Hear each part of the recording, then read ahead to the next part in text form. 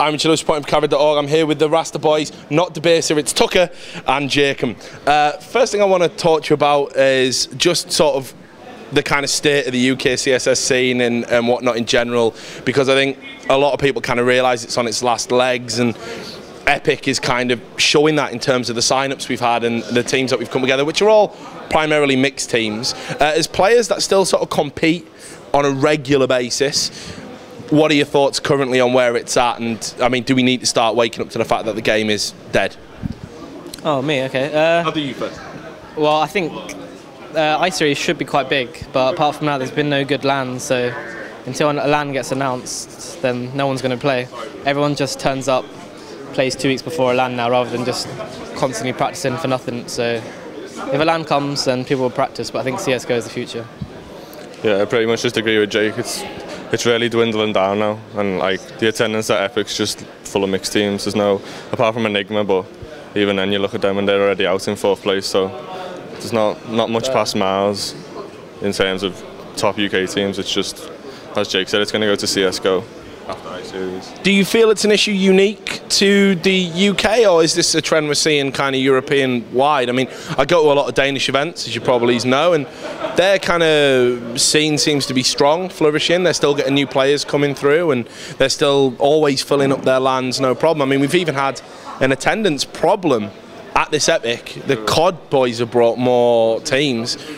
So, I mean, when you say if there's a LAN there, people will come, there's also an argument that they don't. Yeah, obviously for Epic LAN, everyone's always on cadre like, yeah, Epic LAN is a great LAN, let's get down here. And then there's like 10 teams here, and 8 of them are mixed teams. So, like the UK, I don't know if it's just to the UK scene, just like remote, but as you said, like Denmark scene flourishes, but they have a lot of different, like HK LAN and things like that. They have a lot of LANs to accommodate the teams, but they only get those LANs because the teams turn up in the first place, and it just doesn't happen in the UK for some reason. I don't know why. Just arrogance maybe, or something like that. I mean, what are your thoughts on why people wouldn't support an event that way? People were saying we need an alternative to I-Series. Epic comes along and people don't come to it. I think it's purely down to probably prize money for the UK.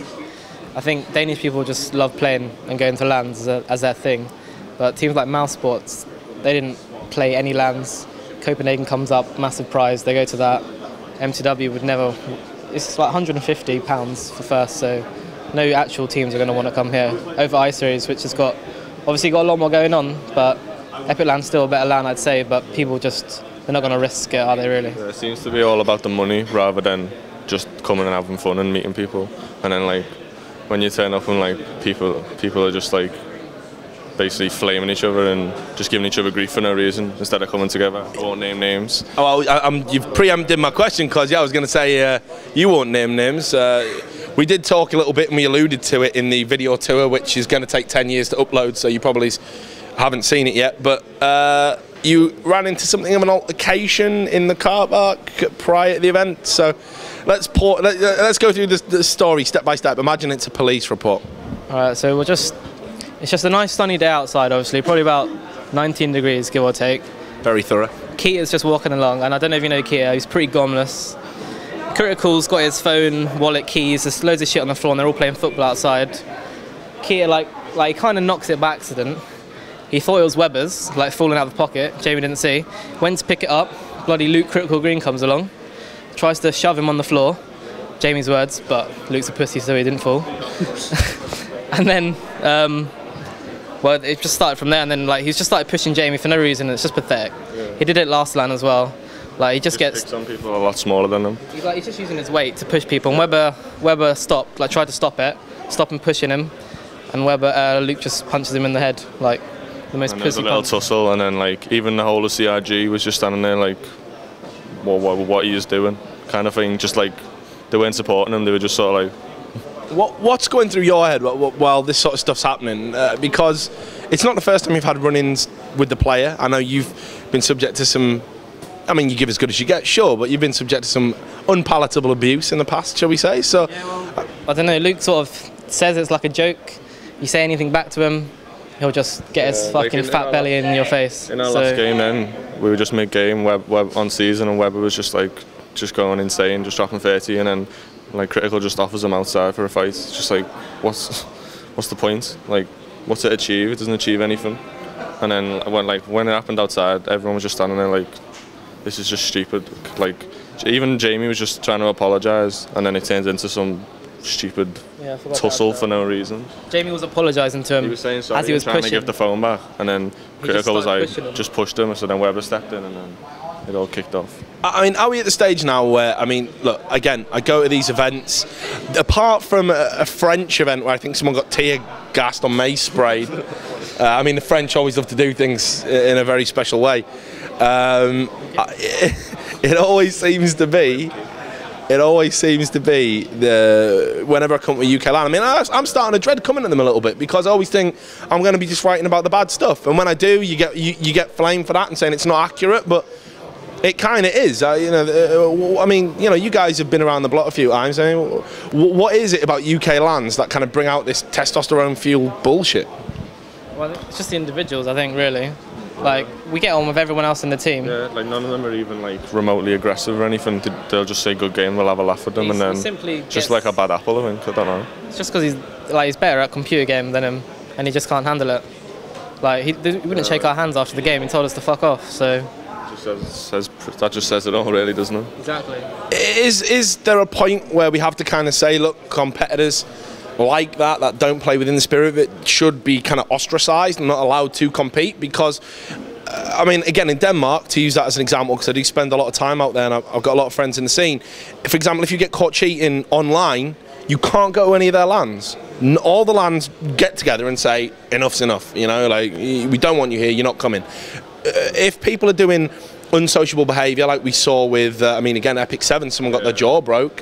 You know, I mean, do we need to say, well, that's it, you can't come to any events, and maybe make that a European-wide thing?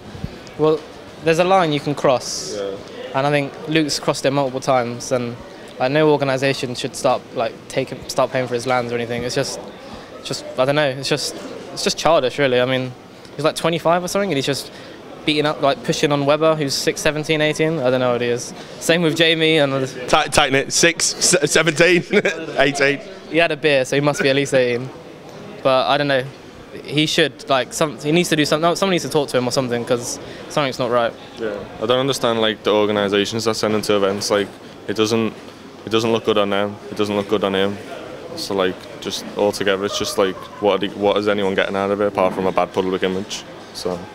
Okay, well, let's not talk about other people. Let's talk about you guys. Rasta Gaming, we're here again. The big hurrah. I mean, what's going on with you boys? Because like, what I'm trying to do at this event is I want to pick everyone's brains about CSGO, which we're going to get to before we wrap up, and just pick in the brains of people who have been around. I mean, like, again, I remember you coming through, you know, way back in the day. Same for you. I remember typing some horrible things about you at OOF and breaking your heart. And yet calling you debaser in interviews. I mean, where are we all at? Because we're all grown up now. So, I mean, what's the future for the early 20 to mid 20 something competitive gamer? Well, I think definitely going to have a go at CSGO. I mean, I played it after Copenhagen, and it was pretty poor, pretty crap, in that IRC channel where everyone plays, and I didn't enjoy that at all. But once it comes out, then give it a go, see what it's like. If it's fun, then keep playing it. If not, then rest in peace. Yeah, I think there's only really Epic Land and I-Series and Source, and then I played Go the very first beta that came out, and it was shocking, but it was always going to be shocking. And then I played it like last week, the first time since, and it is a lot better. I think it's got lots of potential, but it'll when the migration happens, that's when it'll all kick off, when everyone starts playing it full time instead of Source. Do you ever regret choosing FPS?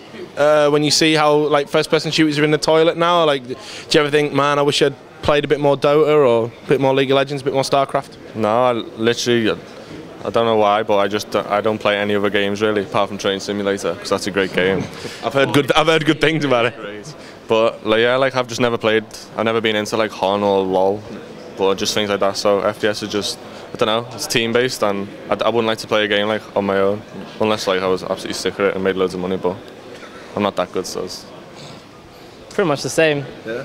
Built up friendships from playing for ages now, so no point going to other games. I only really play Counter-Strike. Sometimes I play something in like the holidays, but it's like uni, then CS. So that's pretty much it for me. Yeah.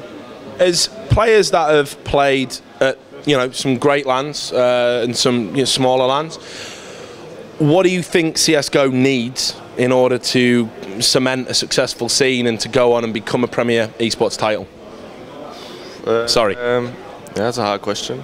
It'll take a lot of people coming together and supporting it, because as you always note on Cadred, like StarCraft 2, everyone in the scene just gets behind the game, they support it, and there's none of this like fighting at LAN and whatever, and just getting. There's mind you, there's not even any emotion. I do find StarCraft 2 a little bit sterile at times, but you're right. I've never really watched it, but I've just read what you said in Cadred, and it seems like a much more like unified scene, and I think that's what it'll take. And then obviously it seems to be with UK teams that money equals everything. So I've heard rumours of loads of different tournaments with loads of big prizes. So I think that's what will attract most people to go.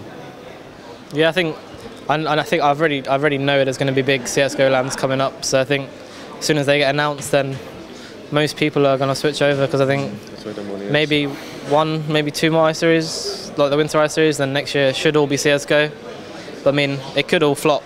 Yeah. Like could be like a CGS type style. Everyone moves over for CS:GO.